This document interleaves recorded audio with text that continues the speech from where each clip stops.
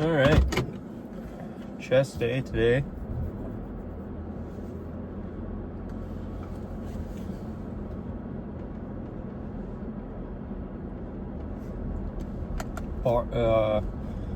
Barbell focus chest day today.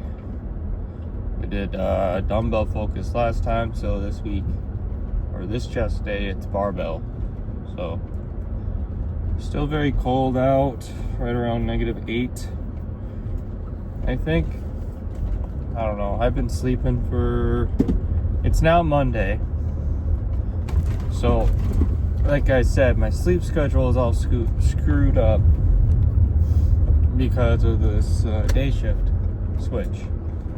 So, in order to be able to get a good night's sleep for work on Monday, which is today, I have to stay up all day Saturday into Sunday, go to sleep right around 8 a.m. on Sunday, wake up around 4 p.m. and then do a couple things, and then go back to bed at 9 so I can wake up at midnight, which I did. And right now it is currently 1:20 a.m. So it's really annoying because I basically just don't get a day off.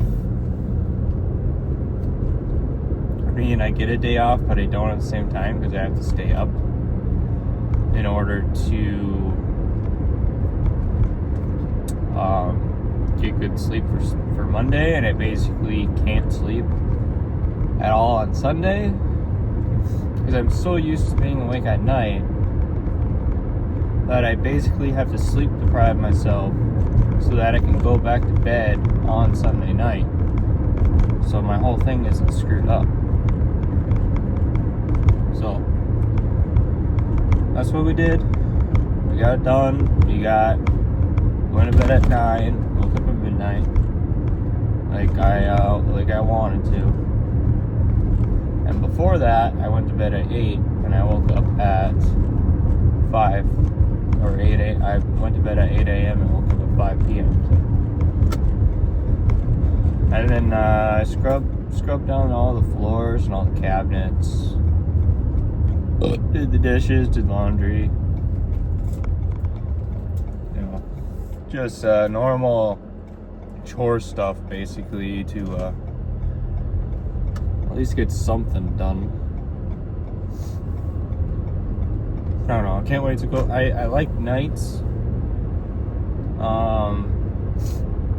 simply because I get 2 days off because we work Monday through Thursday, and we work 12s instead of 10s. I don't like nights because I feel tired, a lot more tired throughout the week. So there's positives and there's negatives to each. Like, I get more sleep on days, and I get more time between me waking up and having to leave for work. But I get less days off. Rather, on nights, I get less sleep during the week and less time in between the time I wake up and have to go to work. But I get an extra day and a half off. Because usually on Friday, I'm able to go to bed right away in the morning, and then I try to wake up on Friday right around 1 p.m., 2 p.m., so I still get half a day on Friday. And then I try to go to bed right around midnight so I can wake up at 8 a.m. on Saturday, and then do the same thing for Sunday, so I get good sleep, basically, and then I don't have to worry about, I need to do this to be able to get enough sleep, I need to do this, it's a very easy pattern that I can follow on nights versus days. So all you day people, I know, you guys are used to it, but I'm definitely not, and I see more of an advantage on night shift. I do get more tired, and I don't have as much energy throughout the week, but on the weekends I have a lot more time to get stuff done and spend time with family and whatnot. So I don't know, it's I know some people are like, oh, you know, nights doesn't do anything, and then some people are like, days don't do anything. But it's like, as someone that has worked both shifts, it's like you can tell which shift has more energy than the other on some days, and then you can definitely tell when there's like other days where it's like no one's getting shit done on one shift, and then another shift there's just a bunch of stuff done. So I don't know why my lips look purple. They look purple. Anyway, I hope you guys enjoy the video, and let's get to it. I'm gonna warm up the shoulders, and then we'll get on bench. So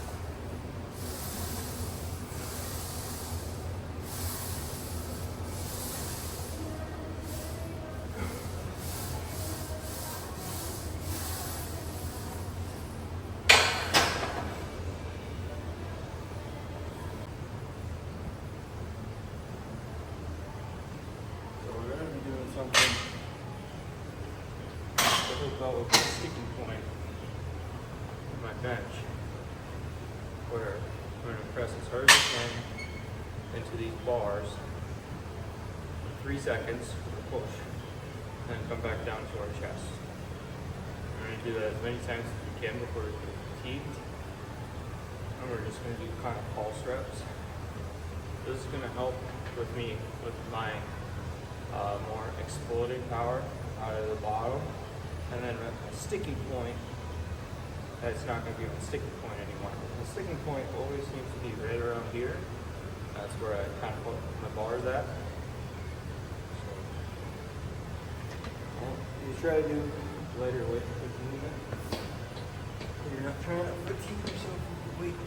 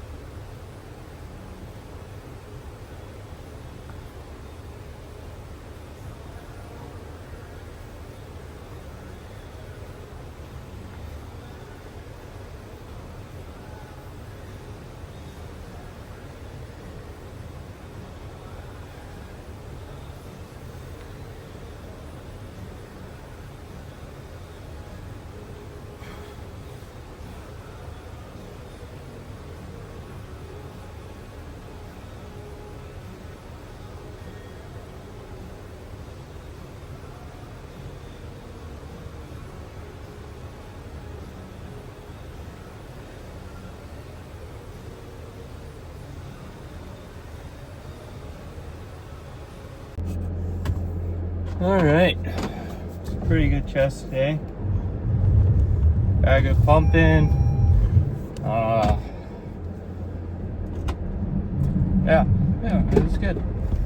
285 flat bench today. It's pretty dang good after not going heavy for a little bit. So I don't know. We're trying to keep strength while also getting leaner, which are two things that don't really go together. But if I can do it, I want to do it. So we're gonna have two different movements of that kind of getting out of your sticking point, basically. So one of them is the one I did today, and then the other one is the opposite, where I actually start at my sticking point and push from there, and then I hold it at the top and then come back down. Keep doing that, basically. So we're trying to get it so that my sticking point is not as there, and also so that I have a little bit more explosive power out of the bottom, because I always have, where I push off the bottom, I have less energy than I do when it's like an inch or two off my chest, and then everything starts to kick in. I don't know really what that is. Maybe I'm going too deep. Maybe I'm not having enough leg drive. I don't really know. So we're trying to figure that out. So those two different movements should help quite a bit with not having a sticking point, or at least not having as much as a sticking point. So when it's dumbbell focused, we're going to do the one where I start at my sticking point, and when it's barbell, we're going to do it where I start at my chest. So I didn't do as much today. I kind of just focused on technique and just getting a little bit more power out of what I usually do.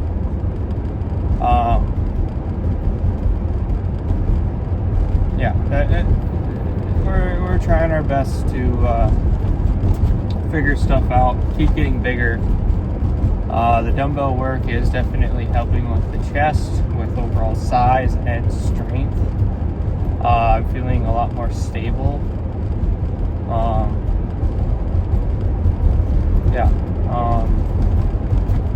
By the end of 2026, we want to hit 500 on deadlift, 405 on squat, and 315 on bench, which I know for a lot of these people online that isn't huge or anything like that, but when you're actually doing the actual techniques correctly, and you're not, I'm talking about 500, no straps, just a belt, squat, no knee sleeves, just a belt, bench, absolutely nothing. Not a lot of these kids that are on here doing slingshots and elbow wraps and knee wraps and the actual like singlets, you know, that compress your body even more. Like, I would say the singlets are the least helpful. They help, but they're the least helpful out of all the equipment. But when I'm seeing all these people like, oh yeah, I did 600 deadlift, and then they're sumo, and they're with straps, and they got a belt, and they got a singlet on. It's like, is that really a new PR for you, or is that a new equipped PR? Because those are two different things, basically. So, and then squats where they have knee wraps and knee sleeves. Like, come on, man. And then I see a lot of these, and then with bench is a big one for a lot of these guys, where they put their ass so far up in the air that it's not even a bench press anymore. It's a fucking hip thrust, and the range of motion is fucking 4 inches. Like, watch me bench 405 at 16, and then they have elbow wraps on and a slingshot and wrist wraps and a belt on, and I don't know, they just have a bunch of equipment on. It's like, it gets to a point where it's like that's not really a PR anymore. It's more of just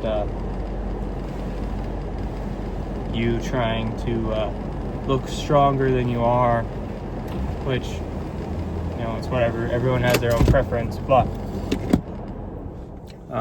in my opinion, I think doing it as unequipped as possible is more impressive. Like a 405 deadlift with no belt, no straps, no nothing is, well, even with the belt, because belt kind of just helps you just stay stable, basically. So I think a belt is, you know, it's a smart move. I use a belt.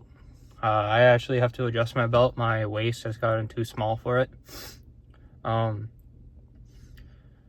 when you're like, oh, I got a new PR, and the last PR you had, you didn't use all the equipment, and then this time you're using an equipment, that's just a new equipment PR. It's not an actual PR. So that's my opinion on things. Hope you guys enjoyed the video, and I'll see you tomorrow for back and shoulders.